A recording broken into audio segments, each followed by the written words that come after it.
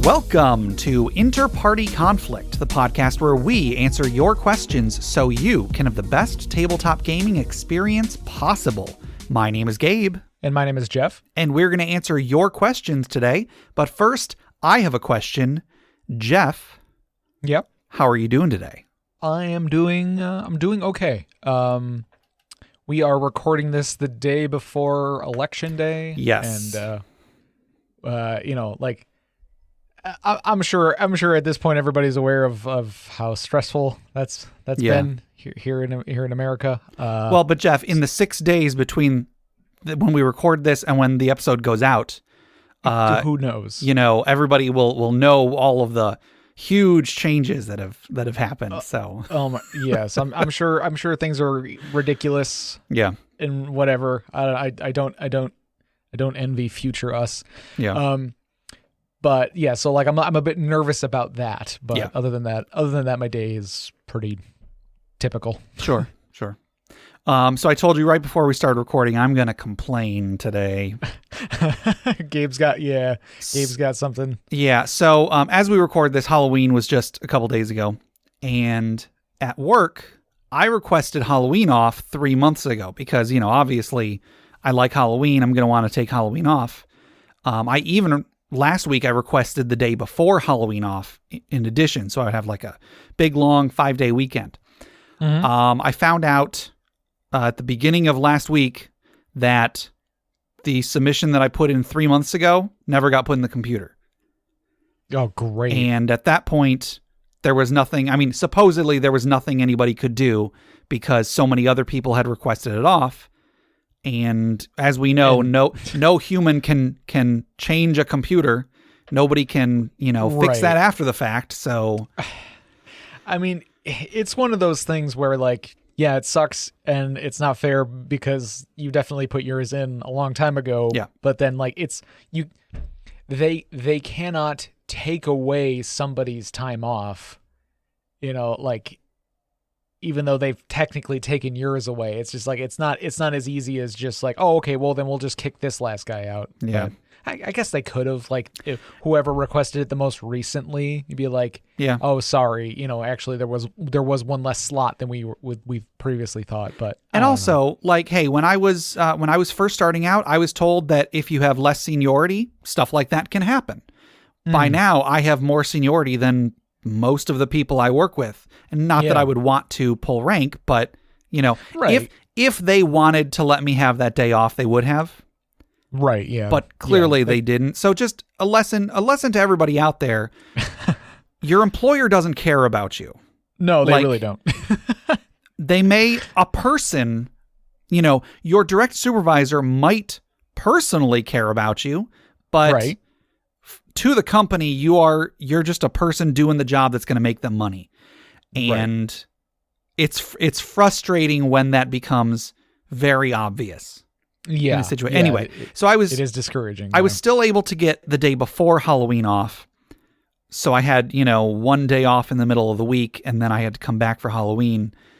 But anyway, it's not the end of the world. Not really much happened on Halloween. My wife passed out some candy and some cans of RC Cola. But that's, so right. we tried we basically had like a Halloween 2 the day after Halloween. Sure. But it was so frustrating because it's like, literally I put this in 3 months ago. I've got proof that I submitted it 3 months ago. Yeah. Oh, and that makes it all the more frustrating too, when you're like, look, there's a paper trail here that I did my part. Yeah. Like, and I'm the one getting, penalized here. Right. And I know how to make it not happen again in the future. It turns out the person I went through, I shouldn't have gone through, even though I specifically asked them 3 months ago, whatever. Anyway, I know how to make it not happen in the future, but still, it was so annoying. Yeah. Anyway, another thing that sucks though, right hot on the heels of finding that out, how a couple episodes ago I talked about, maybe it was last episode, whatever, I talked about my work schedule is going to be changing in January. Right, yeah. I had been talking about how there's rumors that the mandatory overtime will probably suck. Right. I heard more news that it's still not 100% official. It won't be official until they actually tell us, yes, you have to come in on, the overtime or whatever. But Right. most likely this overtime will be for the foreseeable future. I was under the impression it was only going to be for like a couple months, but I talked to one of my coworkers who they used to have this schedule before I started there. He was like, no, we had that for 2 years. Oh, geez. So I'm not looking forward to my new work schedule in January. Again, listeners, we'll see how it affects the podcast. It might not, Right. Who knows? I guess we'll find out in January, but just bad news after bad news. Yeah, that's not fun. So in good news, though, I'm building a new PC. Ooh. Yep, I'm going to make a 3rd level fighter. And oh, okay. no, Gotcha. my computer that I'm using now, I've had for about 6 years. I built it back around the time I started my current job, and it's performed a great job. It's been great, but it's getting to the point where there are certain hardware things. I don't remember if I told you about this, Jeff, but I'm having certain hardware issues with it, and I haven't been able to diagnose them. And the best advice I've been given was like, oh, just replace some parts and see if it goes away. Yeah, I know exactly the situation you're in. It is that point where it's like, well, I have a so many year old computer, and the advice I'm getting is to replace parts one at a time until you find the one that was broken. It's like, you might as well just buy a whole new computer. Right. Like, because if you're going to buy, you're either going to go hunting for like older or used parts to kind of keep it on the cheap, and then like, but even then you might be replacing like 5 things before you find the thing that's not working correctly. Yeah. And then like you have to keep in mind compatibility and things like that. So like it sometimes, I mean, like if you have the means and like it's something you don't mind investing in, like just getting a new computer is really the easiest. Well, it's not easy, but it's a lot simpler. Yeah. So I was thinking about it, and I figured, I might as well maybe just get a new computer. We paid off our house, and so, we have a lot more disposable income now than we did even a year ago. And so I started looking into, what it would cost to build a computer that is, not quite top of the line, but the equivalent of the top of the line that I was at when I built this PC, back 6 years ago. So, right, yeah. So I got some parts ordered, and I'm really excited to see how it turns out. Cool. You want to go ahead and jump into this episode? Yeah. All right. Jeff, I want you to imagine that you're at work one day, and your boss calls you into his office. Okay. And you go in there, and of course, your boss is fairly large, shiny scales of a particular color. Whenever it breathes, some sort of harmful something comes out. Right, of course. And but you're on pretty good terms with your boss, so you're not like concerned or anything. Yeah, no. But you come in there, and your boss is sitting behind his big desk, and he's looking at something. He's got something behind his desk that you can't quite see. And he says, "Oh, welcome, Jeff. I want you to do me a small favor. Can you stand in that circle right there?" And he points with one of his clawed paws or whatever. He points at he has a circle denoted on the carpet in the middle of the room. Right. Okay. Sure thing, Mr. Scalington. And then I'll go walk over into the circle. Please, Mr. Skellington is my father, and also me, so thank you for using the correct nomenclature. It's Scalington. Oh, Scalington. Oh, sorry. I that's what I heard, but anyway. Yeah. He's actually a Dracolich, I forgot to mention. So both his name is Scalington Skellington. Is his name. Sir Scalington Skellington. Yes.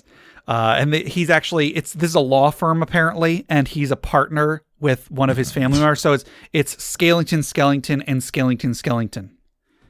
And son. Oh my God. And son. Anyway, so he has you stand in this circle, and then he gets this wild look in his eyes, and then you see him, you realize what's about to happen a little bit too late as he goes and he flips a switch, and suddenly you fall through a trapdoor. Oh no. And as you fall down, he calls in, "Thanks for testing that for me, Jeff."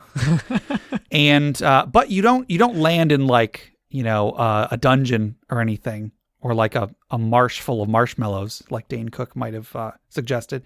Instead, you land in a room full of gold and diamonds and treasure and all sorts of stuff. Do you know where you just landed, Jeff?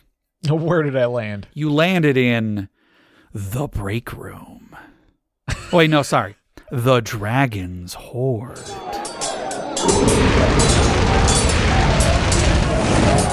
Sometimes I fear that often I fear that our intros are getting too elaborate. Sure. Anyway, so today's magic item was submitted by Dustin via Discord, and this is a pretty simple item. It's called the Rings of Arcane Isolation.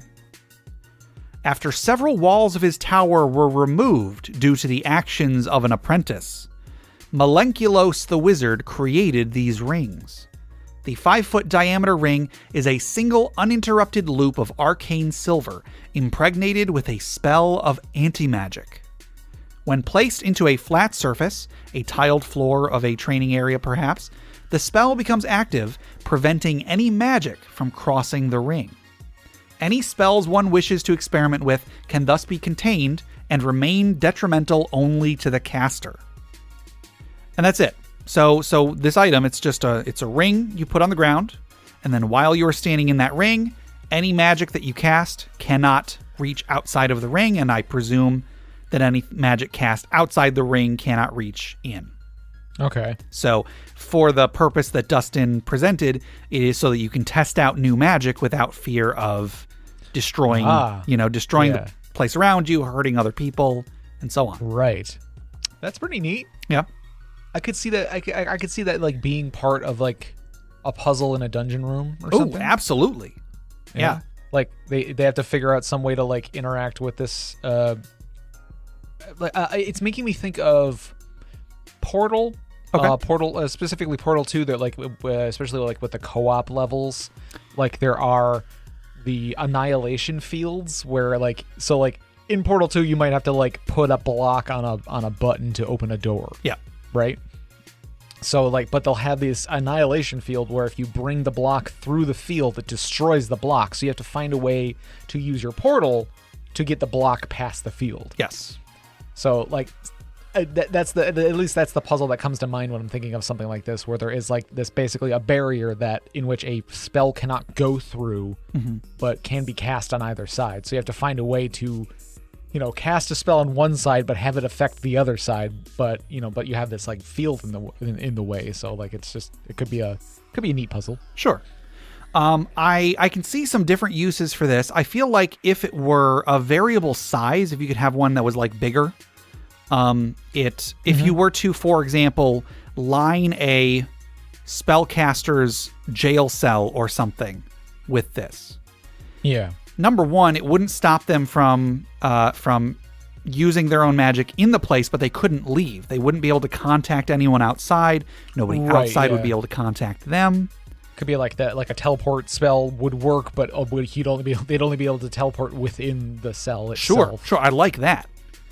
I like the idea of something that just cuts off all magic passing through, but not magic that is within or without.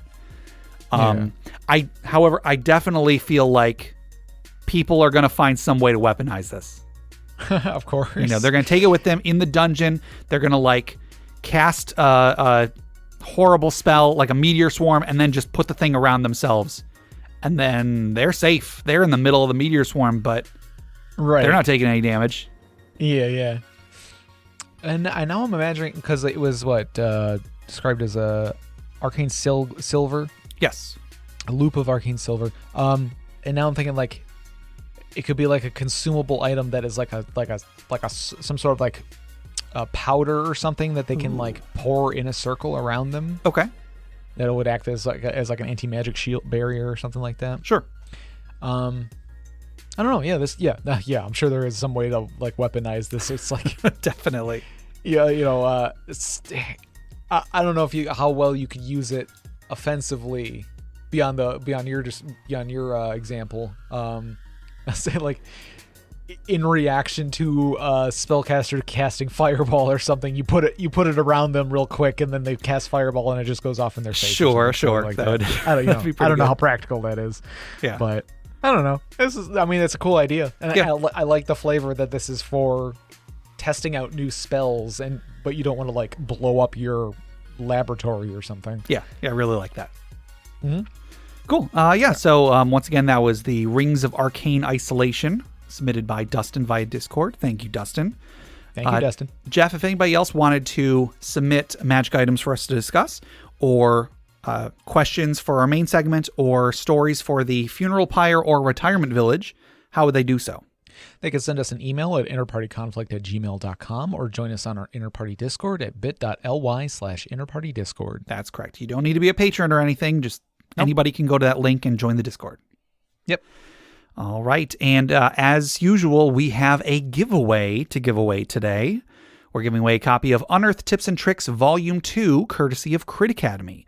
Unearthed Tips and Tricks Volume 2 is a great supplement full of character concepts, encounter concepts, monster variants, magic items, player tips, and DM tips, 25 of each that I helped write, so I can say firsthand that they're great quality, and there's tons of great stuff for players and DMs alike in there. It's a great supplement. So, Jeff, who is our winner of this supplement today? Our winner is the DM's Council. Winner!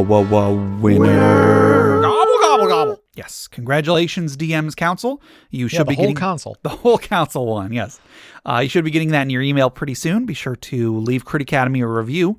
Let them know what you think so they can get more attention and also have better products in the future. You know, if there was something you really didn't like, hopefully we can make sure that it doesn't happen in the future, you know. So, yeah, big thank you to Crit Academy for facilitating this. Good job, DM's Council. Jeff, if anybody else wanted to be like this Council of Dungeon Masters and they wanted to win a free copy of this supplement, how would they do so? They can send us an email at interpartyconflict@gmail.com with Unearthed Tips and Tricks Volume 2 in the subject line. Yes, be sure to put Volume 2 in there or it'll go in the wrong folder. Mm-hmm. All right. And then next up, I want to thank all of our wonderful patrons for helping make this show happen. Patreon is an online platform. You can pledge to donate a certain amount of money to the content creator of your choice. If you head to ours at patreon.com/interpartyconflict, we've got various reward tiers on there. We've got outtakes on the lowest tier. We've also got fantasy fiction that I've written, and I've been turning some of those into audio format as well. Next up, after that, we've got a monthly bonus podcast. We had some scheduling and technical issues that part of which was me having to work on a day I was not at all planning to. We had some issues, and so the one we had planned for October was not ready in time for the end of October, so I actually quickly recorded. I had Lisa actually come on the show with me, and we talked about our favorite and least favorite horror movies. Cool. So we got that out on Halloween, so hopefully everybody's understanding that the other one will be a little bit late. So I'm going to have that one be November's bonus episode instead. So nice. We actually we recorded half of it. It ended up taking a lot longer than I expected, and we still didn't get into the action. So we still need to record the second half, and then once we get that, I'll get it edited and get it out. So also on the top tier, we've got a monthly Roll20 game where I run a game for our top tier patrons. However, as we said last episode, there may be some changes to that in the future. If anybody held off until things were more certain, I would understand. But whatever the case, we'll make sure that we, continue to put out good content until such a change is made. Yeah. So, I mean, we're gonna put out good content regardless. It's just some of the rewards may change. Anyway, So a huge thank you to all of our wonderful patrons that have continued to support us during these times. We know it's tough. And we really appreciate that people are still willing to contribute to the show and help keep the lights on and everything. You guys are awesome. Yes, thank you very much. And then just one more quick thing. Check out the other podcasts on the Crit Nation Fellowship.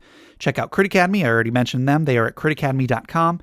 Justin, Ian, and Austin create new and reusable content for players and DMs alike. Also check out Brute Force and Ignorance. They are an actual play podcast on the network. And check out D&D Character Lab. They made characters every week and pitted them against each other to debate whose characters were better. Enough of all that. Let's get into some questions, Jeff. Okay, our first question comes from Dustin on Discord, and they ask, if you heal a wound with magic, does it leave a scar? Yeah, this will probably be a quick one, but I would say it can vary. I feel like, I'm not sure. It's possible there is something written in the description of healing magic in the book somewhere, possibly, but it's probably something that's people are going to overlook in most cases. Sure. So really, I'd say it's up to, it could be up to the DM. It could be up to the caster, or Yeah. it could be up to the person getting healed. Like maybe if flavor wise that the person getting healed wants to have scars, like, you know, they're playing like the brutish barbarian or something, and Sure. so like every time they get healed, they like, no, I want to be covered in scars by the end of this campaign. Like I just want to be one walking scar. Yeah. You know, and like that's just what they want. Then I say why not? Yeah. Or you know, it could be that the spellcaster, you know, the player is playing the spellcaster who wants to be the healer, wants to be a special thing that their form of healing does not leave a scar. Okay. Or maybe it Or leaves always does. horrible scars. Yeah. Yeah.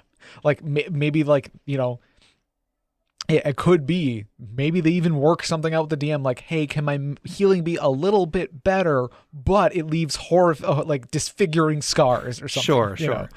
You know, so just some sort of like trade-off kind of thing. So, Yeah. And then, you know, again, it could be up to the DM. Like maybe the DM just says like, nope, in this world, healing magic does not leave a scar, period. And, Sure. You know, end of story. Yeah, I feel like this is like a treasure trove of flavor to be to be able to impact the game. You might say that certain types of damage always leave a scar, even when it's healed by magic. Mm-hmm. You might say that certain sources of healing always or never leave a scar. You maybe like if you worship the god of vanity or something like that, your magic never leaves a scar whatsoever. Maybe Sure, if you're worshiping the god of battle, it always does leave a scar because, you know, that's like that's a medal, you know, a war medal to show what you went through. Yeah. I think that you should definitely decide this sort of thing. I think that that's a really cool thing to have in mind. Yeah. But yeah, it's gonna vary from group to group. It's gonna vary from player to player. Yeah, it's definitely like a neat little tidbit of flavor added into the game, because I mean, like, people are going to take damage and people are going to get healed. Like, it's going to happen. So like having like a cool bit of flavor that goes along with it, you know, like if it's cool enough, people will keep track of that. You know, they'll be like, oh, magical poison damage leaves like a burn like scar that has a green tint to it, you know, or something like that. So like now it's like, all right, now my character has this scar on their arm or something that they, you know, maybe write that on their character sheet. Sure. You could have it be more mechanical, like if it's non-magical damage and it's healed by magic, then it leaves no scar. But if it's magical damage, it'll leave a scar even if it's, you know, healed with magic. Okay. Or like, you know, if you really want to get crazy, go by level or something like that. I don't know. It's up to whatever you feel like is right, and whatever. I feel like you want to go with the rule of cool on this one. Yes, you know? Like, definitely. You want to like whatever sounds the coolest for whatever situation, and like, you know, like if a character's really about not having scars, like if their character is very like is very vain and wants to look perfect all the time or something, like maybe have there be a special thing that they have to, like a special type of medicine or something that they have to have on hand all the time to kind of cure the, you know, to wipe away the scars or something. I don't know. Could add some neat flavor to it. Yeah, I had a character that I played a long time ago that was part Titan.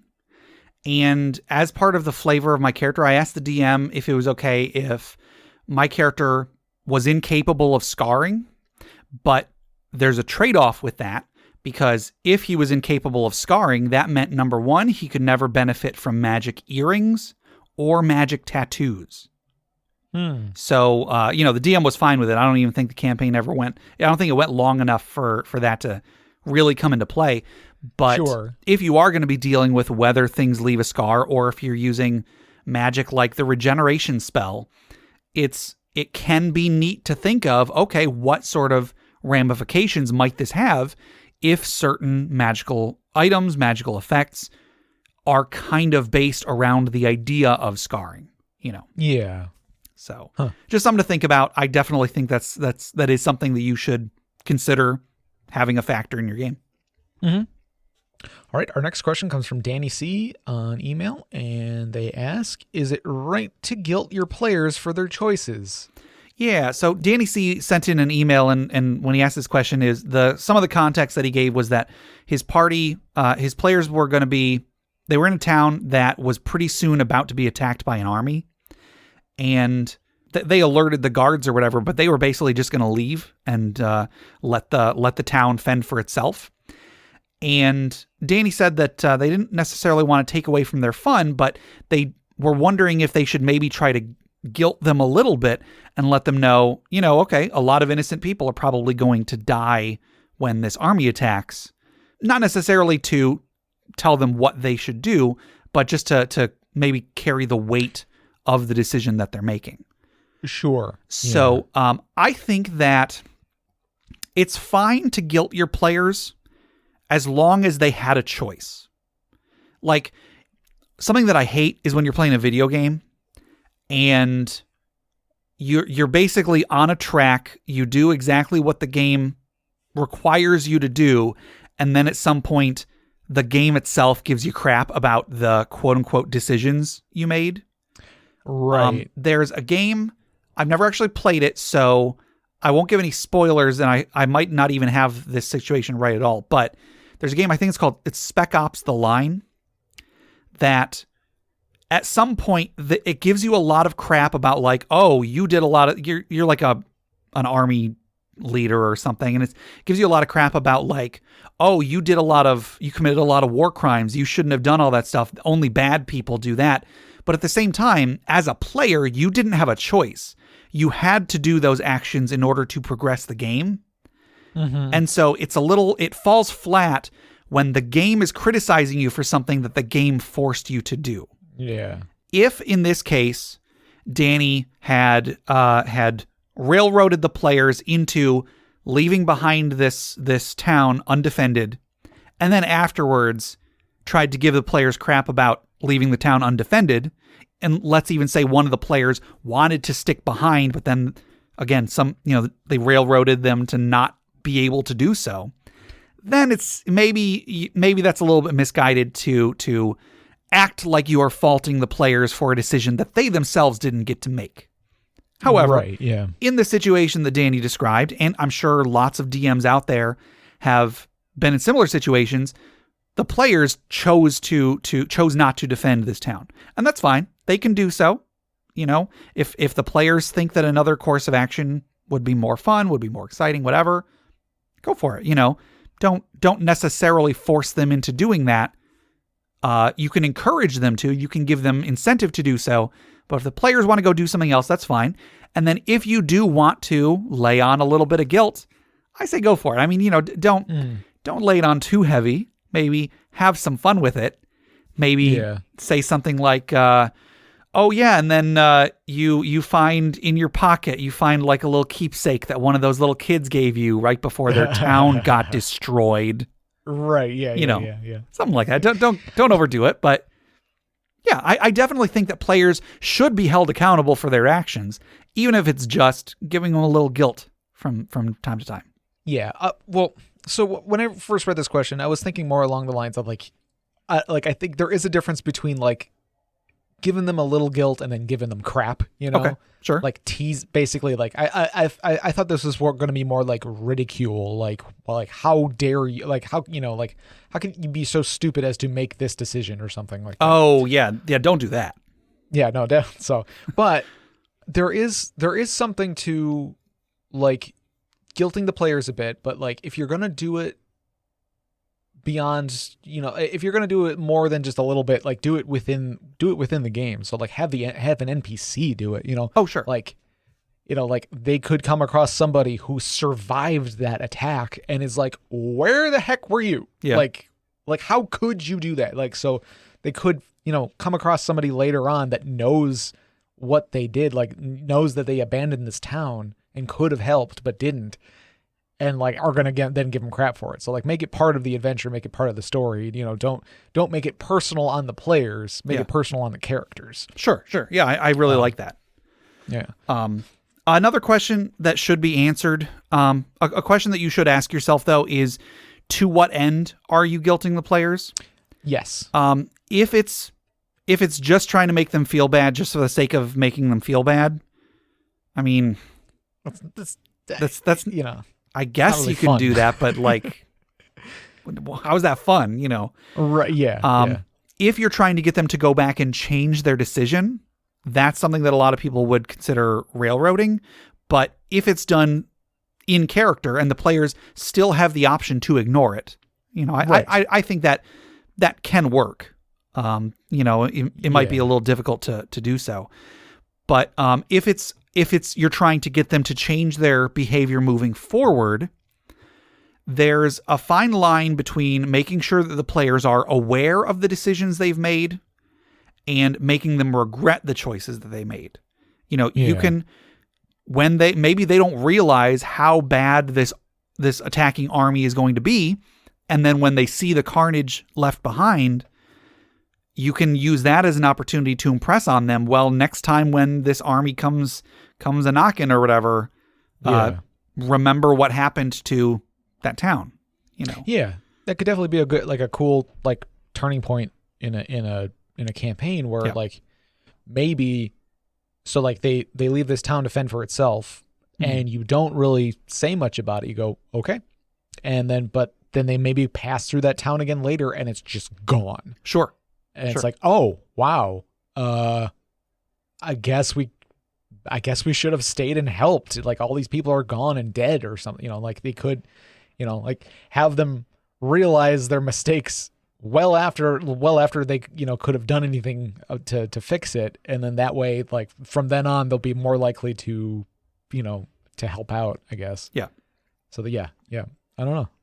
Yeah. So depending on what your goal is and how you're doing it, it can work. I don't think that you should ever not make the players feel guilty when they knowingly make a decision that might have side effects.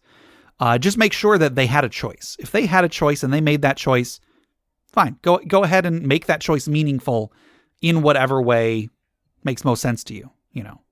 The problem with murder, the problem that leads to murder hobos is a lack of consequences. So if the players have to be aware, if the players are aware of the consequences for what they've done, you're much less likely to have murder hobos in that case. Yeah. All right. Our next question comes from the Beverage Tea on Discord, and they ask, a player wants to scrap their current character and play a new one. Do you kill them off? And if so, how do you go about it? If not, how can you reconcile this in the story? Yeah. So when a player wants to have a new character in the middle of the campaign, there can be some definite issues that arise. One of which being the story. How do you reconcile that the character that they were playing just decides not to go with the rest of the party anymore, and also their new character is a person probably they just met for the first time. So, why would they go on this epic quest with these people they just met? I think that killing off a character is probably the easy solution. I think that a lot of players would probably prefer that. Just because, like I said, it's easy. You don't really have to worry about the character after that. You do maybe still have to answer the question of, well, wouldn't the party resurrect them? If PC died now and the player was still wanting to play that character, the rest of the party would just go and get some diamonds and cast Raise Dead or whatever. So, right. You sort of have to reconcile that too. I feel like that's a bit overdone though. I feel like that's always what happens. Wouldn't it be more cool if that character just for some story reason decides, I can't do this anymore. I need to stop adventuring. I want to, start a family, start a business, start a town, something like that. A town that then the army can come and destroy. And so I kind of feel like it's a better option to have that character then become an NPC. And then it's someone that they can come back to at times in the future, and it'll enrich the world. Yeah. Of course, I'm not in the group. I don't know if that even fits this particular, whatever prompted the Beverage Tea to ask this question in the first place. But, if this were me, if a player to show up and said they want to play a new character, I would ask them how they want to stop playing the old character, whether they want to kill them off, whether they want to not kill them off. And then if they did want to kill them off, I could probably work with them to come up with a good way to do so. Back when we were playing the Age of Worms campaign, Jay's wife, who was his girlfriend at the time, was playing with us, and she knew that she had to move pretty sure you had to move like across the country pretty soon. So a couple adventures in, she had told me that. She told me that, she had to leave. And so I arranged it so that at the end of one of the adventures, her character was killed by the big bad instead of surviving. And I think that it worked in that particular instance. It helped, give the adventure a little bit more weight to it as well, I guess. And as well, later on in the campaign, it gave Jay's character something to strive for because, he felt guilty for Meg's character's death. So in that case, it worked. Right. If Meg had said something else, if she had said like, oh no, I want my character to still be an adventurer, still go off doing whatever, I could have worked with that too. I would probably check with them about, as for how I go about it, I would probably check with the player and see what they preferred. Right. Sometimes if you really just want to keep the game moving, the easiest thing is to just say, okay, they're off doing something else. This new character is just in the party. Don't think about it too much. Right. Yeah. Sometimes things like this can sometimes be really tricky. So you kind of just have to hand wave it. Yeah. I mean, I guess always check with the players. Like if the player has an idea of what they want their character to do, then I guess go with that if you can't think of anything else. Sure. But, I mean, because like I've definitely had, I've done that where I've started up a new character, a couple adventures in or whatever, and we deal with it. I don't know. I think that first time was pretty simple. It was just like, okay, they're just gone now. Yeah. Because it was early enough in the campaign where it wasn't like, there wasn't like any huge connections between the characters yet. Sure. So I'd say if you're going to go with like killing off the character, like you were saying, it wouldn't be that hard in most groups to just get a raise dead going. Yeah. But if you're going to go with like they're dead now, make it a special death, make it something that you can't normally come back from. Like their soul gets stolen by somebody or something, like their soul cannot come back to life because it is now trapped, and like maybe have that be an adventure later on where you go and save that character's soul. But by the time you get to them, they're like, I'm done with adventuring. Sure. I think what I did with Jay's character and then Meg's character that died, I think I did something similar at the end of the campaign. There was a way that Jay was basically able to like go back in time and just like pluck her out of there. So she didn't have any memory of anything that happened, but she was still out there adventuring somewhere, Sure. Yeah. One thing that you can do to deal with the whole player going, PC going off and doing something else and then new PC joining with some foresight. A way that you can deal with this is by having the players be a part of some sort of like a guild or something. I mean, a lot of groups already do this where the players are part of a guild or some sort of organization. If there is in the fiction, canonically, some other adventurers out there that are part of the same group, as your party, then that's a lot easier to justify. Oh, my character just goes off and he goes off on an adventure with this other team instead. And then, one of the other members of this guild joins our group for, on the quest we were on. Yeah. It's a very, you have to set it up ahead of time, but it is a very simple way to justify a player character leaving and a player character joining. Yeah. Set up like a B group situation. Pretty much. Yeah. Like, you're like swapping characters or whatever whenever you need to. Sure.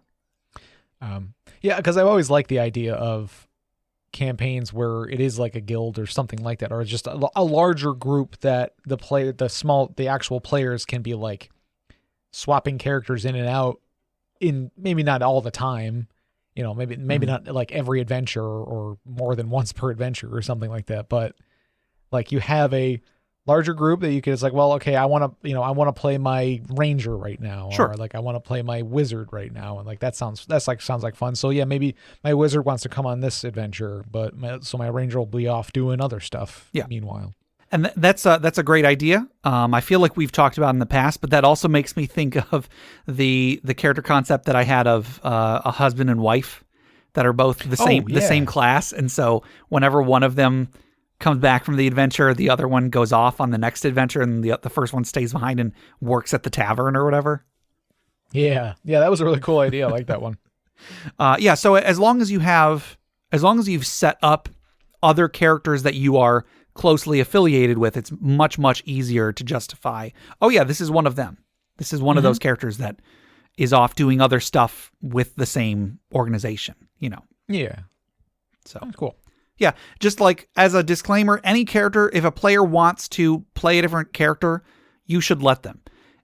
Even if it has story ramifications, if it has party composition ramifications, try to find a way to let the players play what they want. Nobody wants to be forced to play a character they're not enjoying anymore.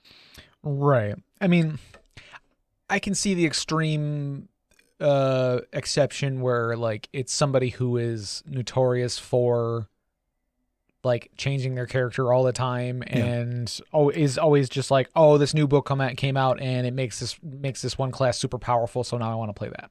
Yeah. And it's like, okay, fine, yeah, that's fine, go ahead, make that character. And then, a month later, another supplement comes out and it's like, oh, it actually they changed it now, so it's not as powerful. Now I want to go back to my other character, or I want to make this new character or something like that. Yeah. And it's like, all right, okay. So like I can see you maybe setting limits on it. I suppose.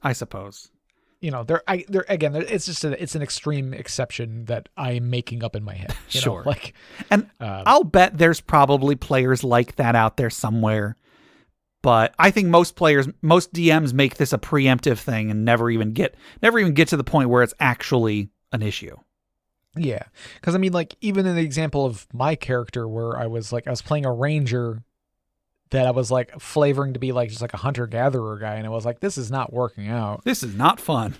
This is not as fun as I was imagining it. Like there was a romance of it in my head, but then like when we were actually playing it, I'm like, this is kind of just dull. This is a dull character. So like I was like, oh, this new book came out with the warlock class, or it was the savant class first. It was from the compendium. Correct.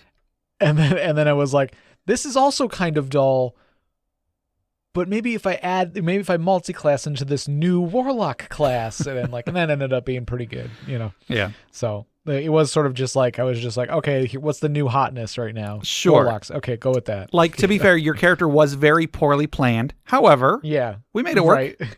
Yeah, we made it work, and it's one of my more memorable characters that I've played. I still use that character as like a base for like when you're like making a video game character in an RPG or something like that. Sure. Like I think one of the first characters I made in Baldur's Gate 3 as I've been playing it was based on that character. I was like, oh, warlock. I'll name him Elijah. That's pretty cool. After that character. Elijah.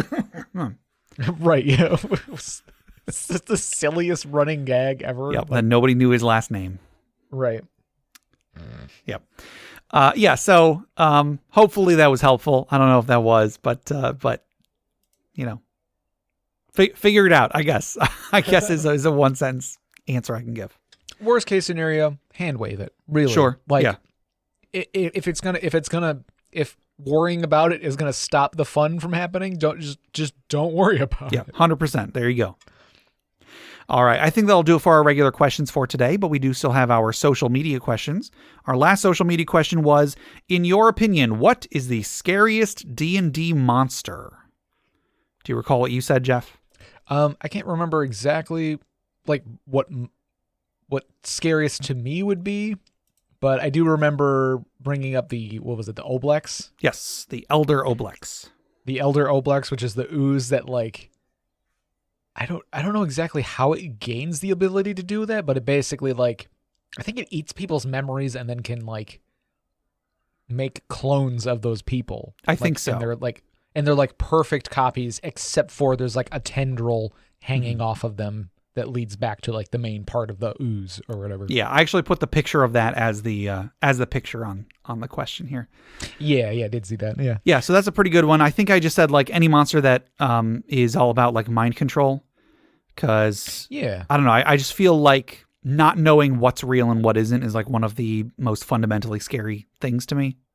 Right. Yeah. Not having complete control over your own mind, that is terrifying. Like, as somebody who has like anxiety and, Sure. gets a panic attack every once in a great while, like it's like not being there in a moment, like feeling that something is off in your brain is terrifying. Sure. So Over on Facebook, we got 2 responses. The first was from Dan W. The bloody Bodak. Creepy as hell and an absolute bastard to fight. Oh, you looked at it within 30 feet? Roll a constitution save. If you fail by 5, you have 0 hit points. Between Death Gaze, Withering Gaze, and Aura of Annihilation, these guys are no joke. And if the party sees their frontline fighters basically die from looking at it while taking constant damage, they're going to be scared. I'm scared of Bodaks, and I'm the one running them. That's pretty good. That's a pretty good response. Bodaks are those like alien looking guys, right? Yeah, they're like alien looking guys with like an elongated skull for a face. Yeah. Yeah. And then Sean M says the PCs. Yeah. That's pretty, yeah. I hear you. They're pretty terrifying. Over on Twitter, Wizards Fury 85 says, I would have to say a slod, just knowing that if you get clawed by it, you wouldn't know if you have a slod baby in you until you become one. Right. And frogs are nasty to me. Yeah, I mean. Yeah, I can see that. I mean, I think frogs are cute, but I understand those who think they're icky. Sure. FHQWHGADS Fahubugwads says the one that kills you. So the one that kills you, that's a scary one, I suppose. Michael says Rust Monster. Oh yeah. And yeah, that's true, especially from a meta standpoint. Nobody wants their expensive equipment to get destroyed. Nobody. Right, yeah. You don't want your father's sword to get turned into dust. Like, that's terrible. You have to carry it in a pouch around your neck now. Exactly. But man, if you hit someone with that bag of powder.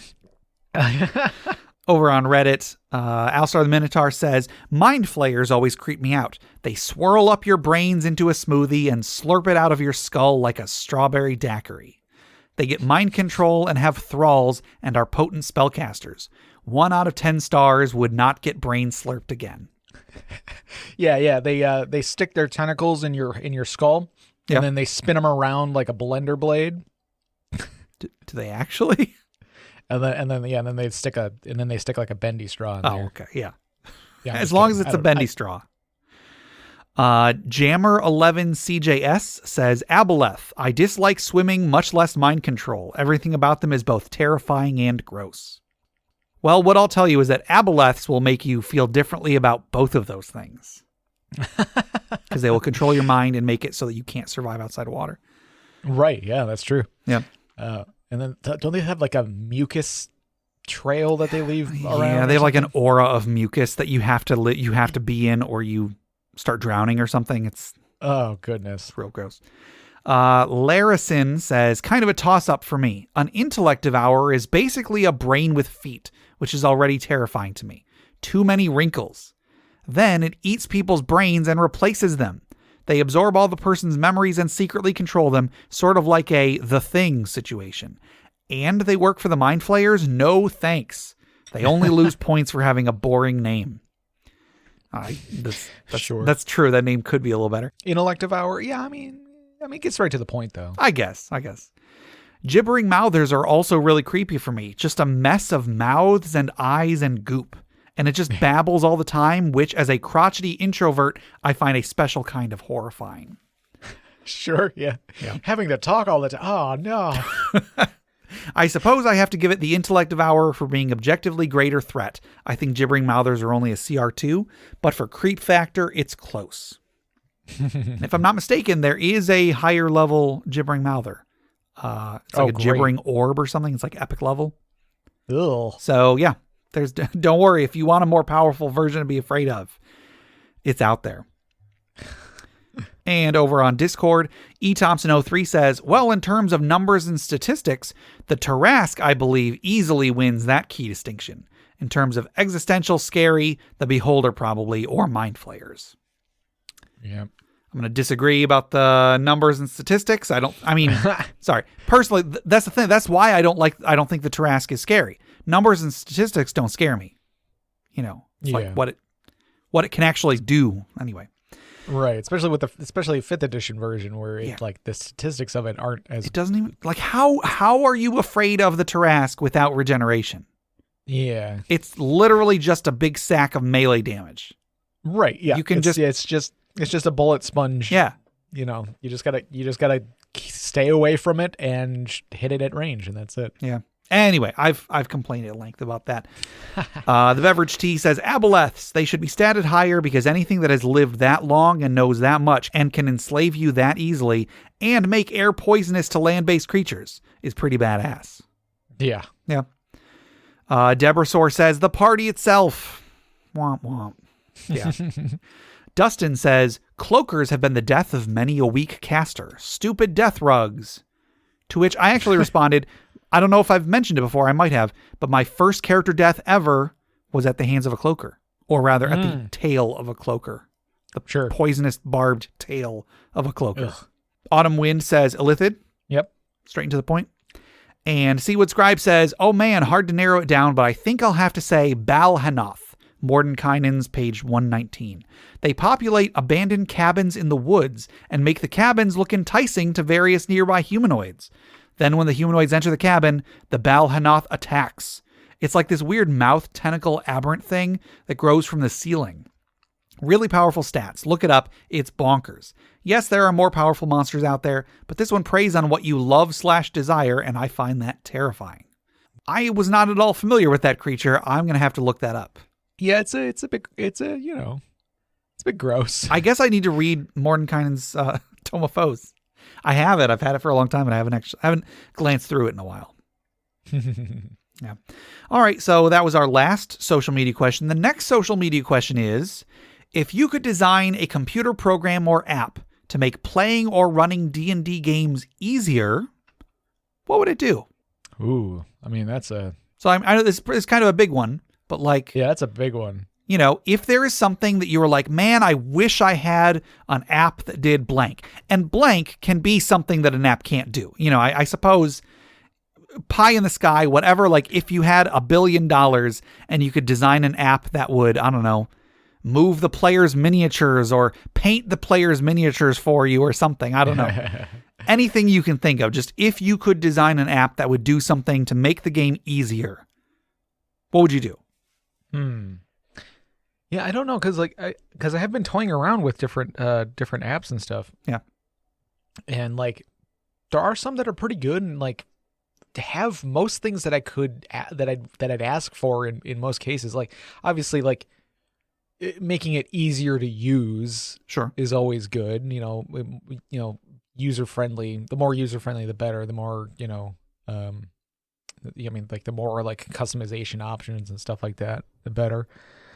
I mean, like, and there are some options out there right now, but like my dream, and of course this is like one of those things that is like, well, yeah, of course everybody wants that, is like, a VR application. Sure. Some sort of, some way to make like VR and D&D, come together some way. Yeah. And like there are options for that, but it's always clunky. Yeah. Or we're definitely not there yet. And again, it's like, okay, not everybody who wants to play D&D with me can shell out $300-400 for a headset, like, which, I mean, like right now that's less than the new gen of game consoles is. Yeah, that's true. But you can like, there are standalone headsets, like wireless headsets that go for $300-400. Mm-hmm. And like, yeah, you're not going to be able to play like super great games on it, but it's available. But again, like it's like, if somebody could make a cool like virtual tabletop, but it's also a VR, like it can also be a VR thing. Sure. If you could walk through your dungeons, yes, that would be amazing. Yeah, that'd be, if there was a tabletop, a virtual tabletop app that had, VR compatibility, like it's not necessarily something you have to have, but if it was like VR compatible, but like it was streamlined. So you could just be like, okay, I want to look from the perspective of my miniature right now. And, sure. You put your headset on, that kind of thing. Like that'd be kind of neat. Yeah. The only thing I can think of off the top of my head, I'll try to come up with something better by next time, is I'm really bad. I'm always terrible at organizing my notes. And so I don't know exactly what form it would take, but like if there was just something that made it very, very easy for me to switch, to very easily organize my notes between like my notes on the players, my notes on the monsters, my notes on the dungeon, and so on, without taking up too much space on whatever screen I'm using. That's probably what I would be most interested in right now. Yeah. So and I feel like that falls into like usability and like a good UI design. Yeah. Is really important for something like that, where like there are just like pages and pages and pages of notes that you can have and different stat blocks and things like that. So like the easier it is to like quickly look at something, pull it up, put it away, the better. And like, what is it? The one we were using for the Pathfinder games, Foundry. Like it's got some good options for that. Like there are some, like you can create little. You can create links within your notes. So like, oh, okay. If you say like, you could be describing a room, and so you have this block of text of how you want to describe the room, and then you can highlight, like, you see a statue in the corner, and then in your notes you have the statue highlighted, and you click on it, and it brings up a gargoyle stat block. Oh, okay. And again, it's not like super easy to set up. Like it does take some work to get that going, but for the most part it's pretty intuitive. Like, so like they're people a lot of people want that kind of thing, so they are working on that. So. Sure. What you were just saying actually made me think of something else that I think would be cool, and this probably already exists, but just something that gives I can just like a room description generator. Mm-hmm. If I could just click on a thing like, I'm in a dungeon, room is this size, generate, and then it's just like, here's a paragraph of description about this room. Yeah, that would be useful to me.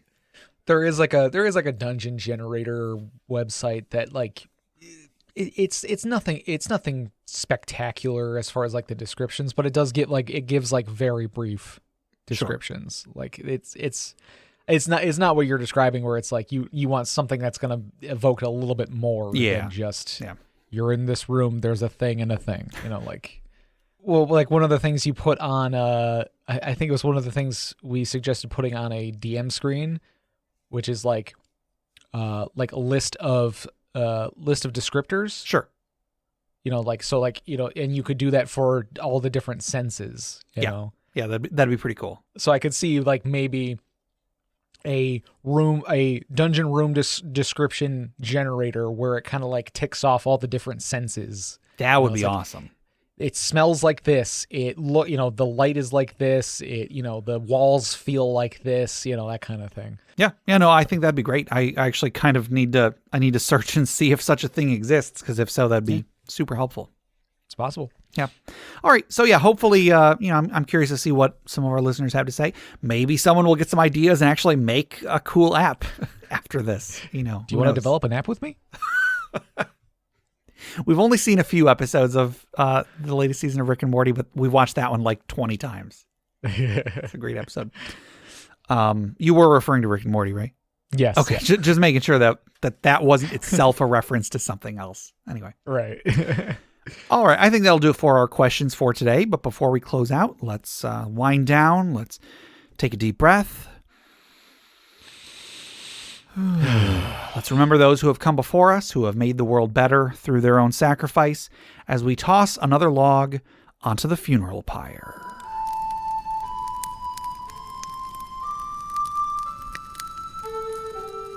Today's funeral pyre was submitted by Joe S. via Discord. And Joe says, the god Ao, that is A-O, I think I'm pronouncing that right. The god Ao is the god of gods in the world of the game we are playing in. Ao was involved in a dispute with another reality full of primordials and dinosaurs and demons.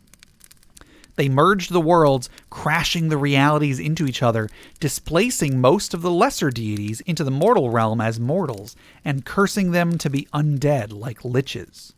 This also killed over 60% of all humanoid life. A group formed to remove and replace Ao, and 14 levels later, an obelix was used to absorb memories from celestials, demons, and several of the fallen gods to create a perfectly balanced and all-knowing creature to replace Ao. Ao was summoned, and a battle ensued. All of the NPCs were killed, as was the obelix. As Ao fell, with its divinity fading, the worlds began to break.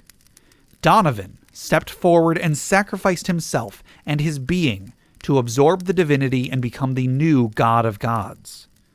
The DM described his personality becoming obsolete as well as his connections to the party. The campaign ended with us as heroes, but bittersweet. And so there's a final line here that we will send off as we raise our glasses and we say, "Goodbye, Donovan." Clink. All right. That's actually a pretty heavy story. Like I like the idea of a character ascending to something in order to save the world or whatever, ascending to become something that is no longer themselves. Right, yeah. Someone could look at this and be like, "Oh man, he didn't die. He became like a super duper god." But as it says, they taking on so much that's not Donovan anymore. Right, you know what I mean? yeah. So anyway, I just thought that was a pretty good one. Yeah. All right. Anyway, that'll do it for today. To submit questions for us to discuss, items for the Dragon's Horde, or stories for the Funeral Pyre, please email us at interpartyconflict@gmail.com. For show notes, links to media mentioned on the show, and running lists of questions and magic items, go to interpartyconflict.com. Join the discussion on social media. We are on Facebook, we are on Reddit, we are on our Interparty Discord, and we're on Twitter at InPartyConflict. Check those out for our weekly social media questions. If you answer them, your answers might end up on the show. You can find us on iTunes, Google Play Music, Stitcher, YouTube, Spotify, anywhere you download podcasts. Please rate, review, subscribe, or just tell a friend. If you'd like to support the show monetarily, check out the rewards at patreon.com/interpartyconflict. We have a few different tiers, so anything you can spare, even $1 a month, would go towards making the show better, and you'll get bonus content for it. Jeff, tell us about FriendQuest. FriendQuest is the YouTube channel where you can watch us play video games. Yes. How did Extra Life go? Good, I hope. That's a joke, because as of this recording, it has not happened yet. So Hopefully it went well. Yeah. All right. If you head over to bit.ly/interpartyconflict, you can take a short survey about our show. What you like, what you don't like, etc. And just for taking it, you'll get 2 free printable board games, courtesy of Mary and Tom, over at hollandspiel.com. And our music is made by Boxcat Games from Nameless the Hacker's RPG. So, Jeff, until next time. Ow!